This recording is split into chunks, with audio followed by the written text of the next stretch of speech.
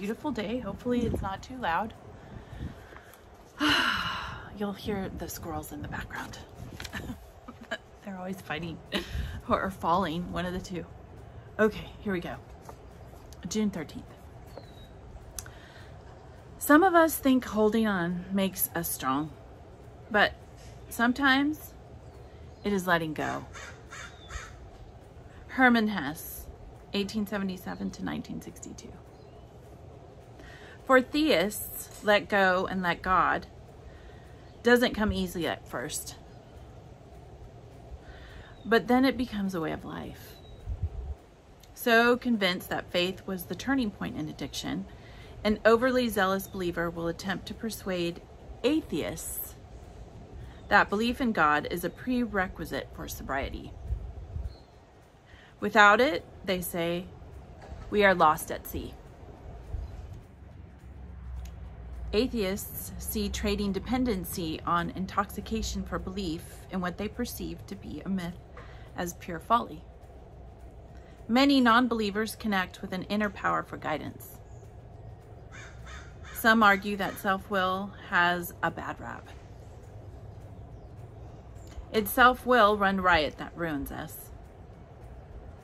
Recovery depends on a healthy self-will. The overly zealous atheist may see his or her worldview as more evolved and chirp at the believer that reality is better than fiction. An apostate is someone who reaches a turning point in faith. It may be the result of a dramatic crisis, or it may be a quiet realization. Some of us forsake customs and beliefs that worked for us at one point in recovery, but don't sit right with our evolving worldviews. Step 3 becomes letting go of God. A layer of skin that once protected us is replaced, sometimes with only the eerie unknown. Recovery is a continuum. Some come to believe and never look back. Some try faith and find it lacking. Reality can be a power greater than false hope. Just as there are none so righteous as the recently converted, the recently freed might think their brands of sobriety would be liberating for everyone. Whatever we believe, we don't have to defend. Proselytizing or putting others down doesn't signal strength. Preaching or evangelizing signals a lack of confidence in one's beliefs. How married am I to my current worldview? When I work with others, do I help them find their salvation, not my own brand of recovery? I think that's the hardest part.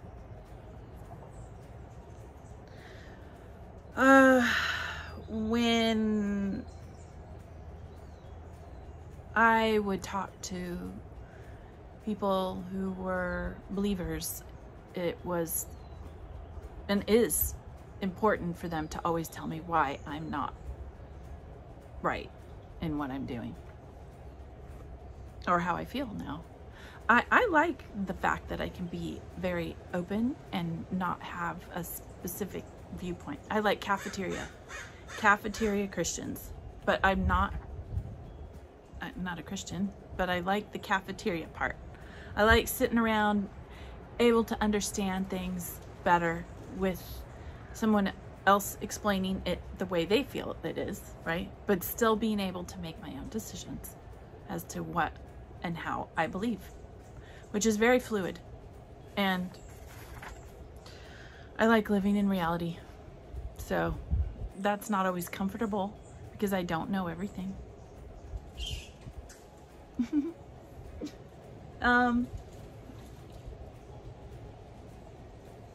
They fall sometimes, so they'll fight till the death sometimes.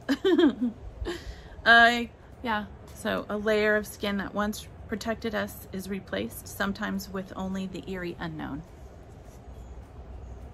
Yeah. I think it's interesting. Preaching or evangelizing signals a lack of confidence in one's beliefs. I never thought of it that way. Did you? I never thought of that. That's interesting. This is the first time I've read it, just like you. Proselytizing or putting others down doesn't signal strength.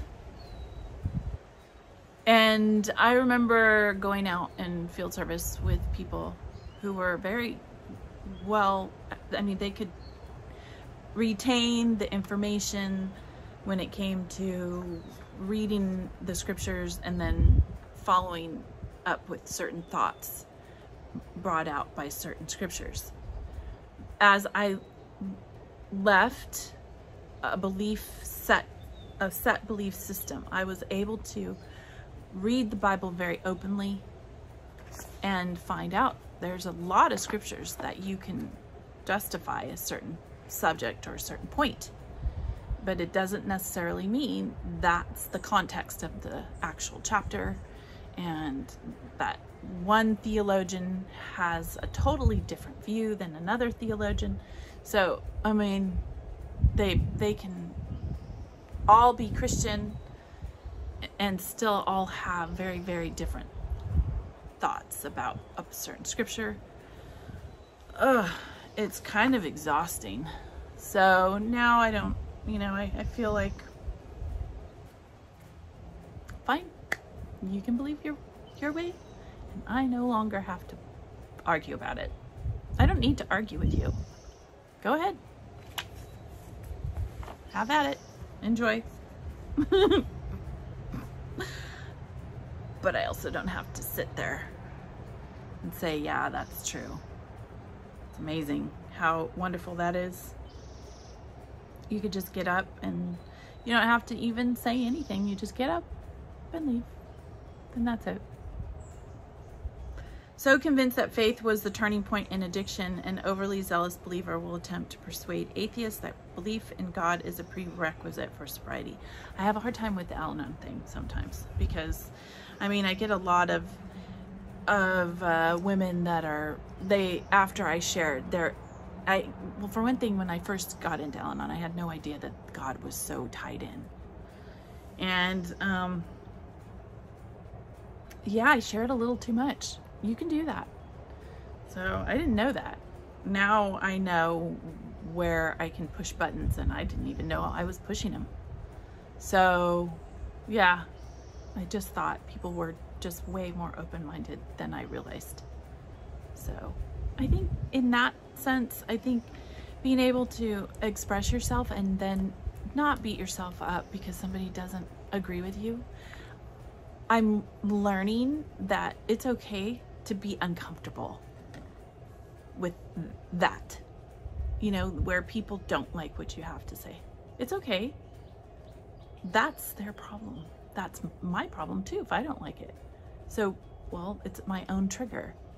I can't help it. I didn't mean to. It wasn't on purpose. And generally I can feel whether or not it's a safe place to share, right? We have to read people, and that's like a whole nother thing when you leave. You have to try and figure out, well, where am I safe to speak my mind?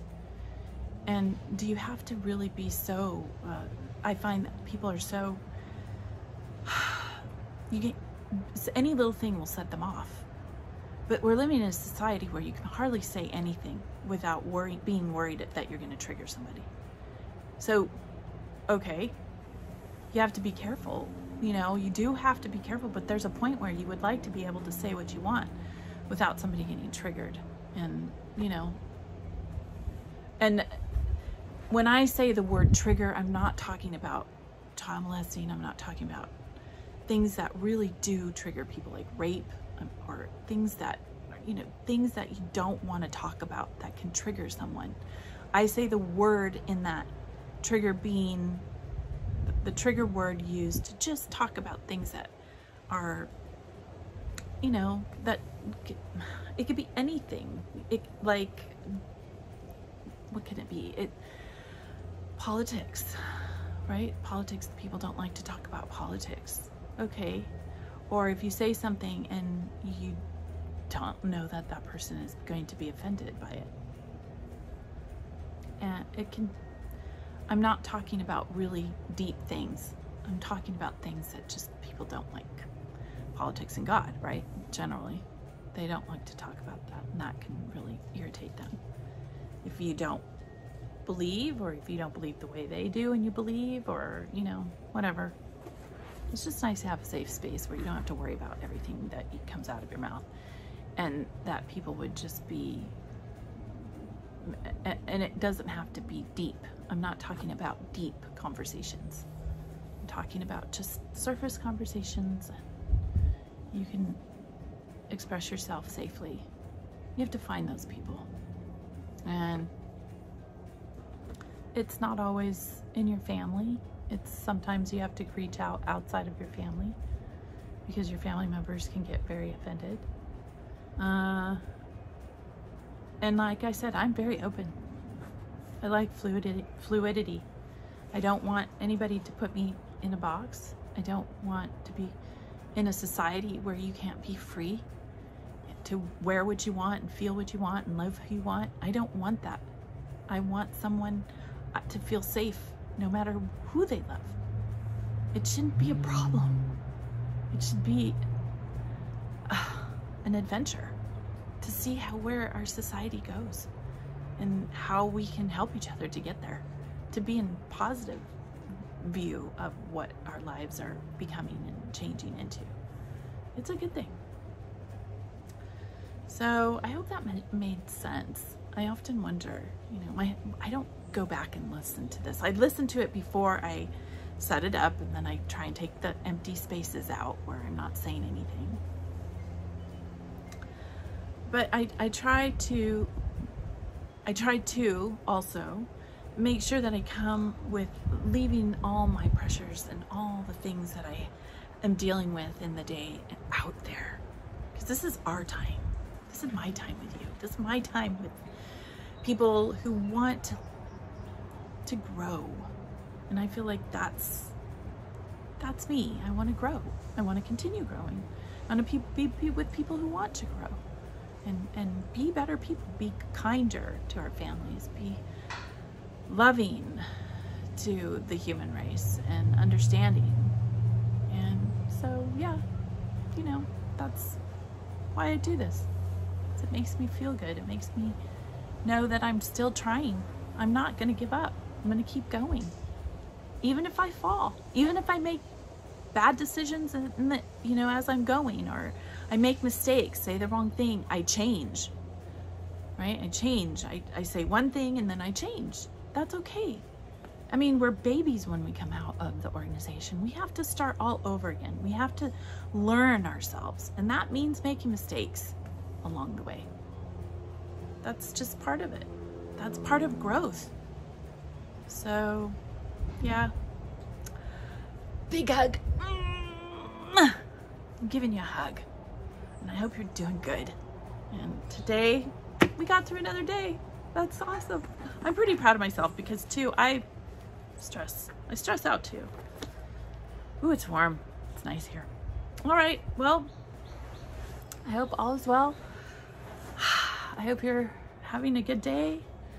Follow your bliss and be good humans.